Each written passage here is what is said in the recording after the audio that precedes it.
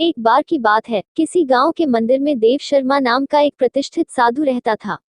गांव में सभी लोग उनका सम्मान करते थे। उसे अपने भक्तों से दान में तरह तरह के वस्त्र, उपहार, खाद्य सामग्री और पैसे मिलते थे। उन वस्त्रों को बेचकर साधु ने काफी धन जमा कर लिया था।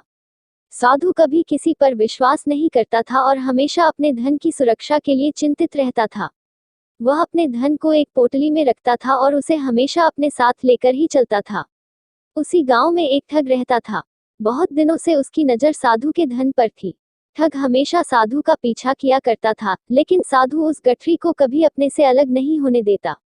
आखिरकार उस ठग ने एक छात्र का वेश धारण किया और उस साधु के पास गया। उसने साधु से मिन्नत की कि वह उसे अपना शिष्य बना ले, क्योंकि वह ज्ञान प्राप्त करना चाहता था। साधु तैयार हो गया और इस तरह से वह ठग साधु के साथ ही मंदिर में रहने लगा। ठग मंदिर की साफ सफाई से लेकर अन्य सभी कार्य भी करता था और ठग ने साधु की खूब सेवा की और जल्दी ही उसका विश्वास पात्र बन गया। एक दिन साधु को पास के गांव में एक अनुष्ठान के लिए आमंत्रित किया गया। साधु ने वह आमंत्रण स्वीकार किया और निश्चित दिन साधु अपने शिष्य के साथ अनुष्ठान में भाग लेने के लिए निकल पड़ा।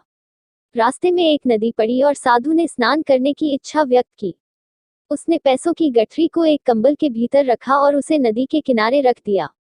उसने ठग से सामान की रखवाली करने को कहा और खुद नहाने चला गया। ठग को तो कब से इसी पल का इंतजार था। जैसे ही साधु नदी में डुबकी लगाने गया, वह रुपयों की गठरी लेकर चंपत हो गया।